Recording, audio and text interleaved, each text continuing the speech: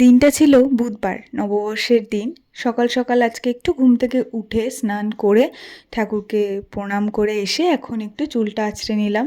আর আজকে সকাল থেকে উঠে সব কিছু এত স্মুথলি হচ্ছে, তার কারণ হচ্ছে আমার মেয়ে ঘুমোচ্ছে আর আমার হাজব্যান্ড ঘরে রয়েছে। এই দুটো কারণেই। না হলে সকাল থেকে উঠে কিন্তু কোনোটাই আমার স্মুথলি হয় না। মানে সব কিছুই মেয়ের সময় মতন কিন্তু আমার চলে। তো যেহেতু এখনও অবধি মেয়ে ঘুমোচ্ছে, তো সেই জন্য দরজা জানলা বন্ধই রেখেছিলাম, কিন্তু যেহেতু বেলাটা বাড়ছে ভাবলাম ঘরে একটু হাওয়া বাতাস ঢুকুক, তো সেই জন্য জানলা দরজাটা খুলে দিলাম। আর এখন জানো তো, মেয়ে যতক্ষণ ঘুমায় ততক্ষণ আমি চেষ্টা করি আমি উঠে নিজের টুকটাক যে কাজকর্মগুলো থাকে তো সেগুলো করে নেওয়া। তো আজ যেহেতু নববর্ষ, বাংলা নতুন বছর, তো আজকে সবাই আমরা নতুন জামা কাপড় পরবো। তো ভাবলাম সেগুলোকেই রেডি করে রাখি। আজকে দুপুরে একটু বেরোনোর প্ল্যান রয়েছে, তো সেগুলোই ও ঘুমানো অবস্থাতেই আমি কিন্তু রেডি করে রেখে দিলাম। আর এই যে দেখতেই পাচ্ছ, মেয়ে কিন্তু আমার এখনও ঘুমোচ্ছে। ঘরে এত আলো, এত আওয়াজ হচ্ছে, তাও আজকে ঘুমোচ্ছে। ভীষণ অবাককর ব্যাপার। তো চলো তোমাদেরকে দেখাই যে নববর্ষে আমরা কি কি পরবো। এই জামাটা মেয়েকে আজকে পরাবো, যদিও ওর বেশ অনেকগুলো জামা হয়েছে নববর্ষ উপলক্ষে, তবুও ইচ্ছে আছে আজকে এই জামাটাই পরাবো। আর এই কুর্তিটা কিন্তু আমি পরবো, এটা আমার ভীষণই প্রিয় শ্রী বুটিকের একটা কুর্তি। তোমরা যদি চাও অবশ্যই আমাকে বলো, আমি লিংক দিয়ে দেবো।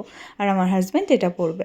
তো আপাতত আমরা কি কি পরবো সেগুলোকে আমি গুছিয়ে সমস্ত কিছু রেডি করে রাখলাম। আমার এটা কিন্তু একটা বরাবরের অভ্যেস, কোথাও যাওয়ার আগে সমস্ত কিছু আগে থেকে গুছিয়ে রেডি করে রাখা।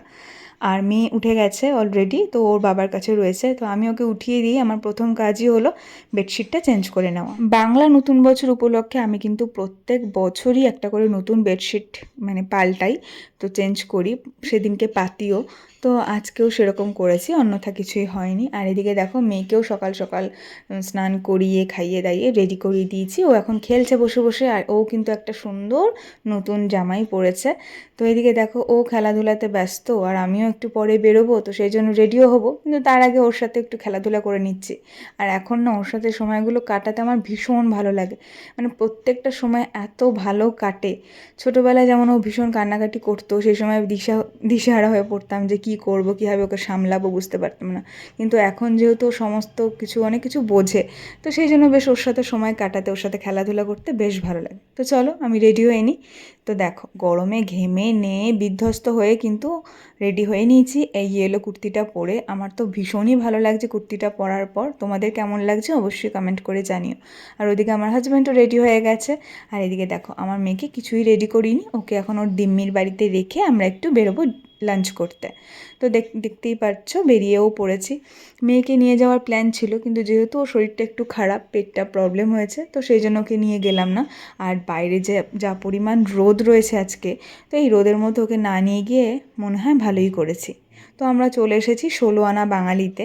নববর্ষের দুপুরে থালি খাবো না, এটা তো হতে পারে না। ঘরে খেলেও হয়তো সাজিয়ে গুছিয়ে ভাজা তরকারি বা বিভিন্ন রকমের আইটেমস নিয়েই খেতাম।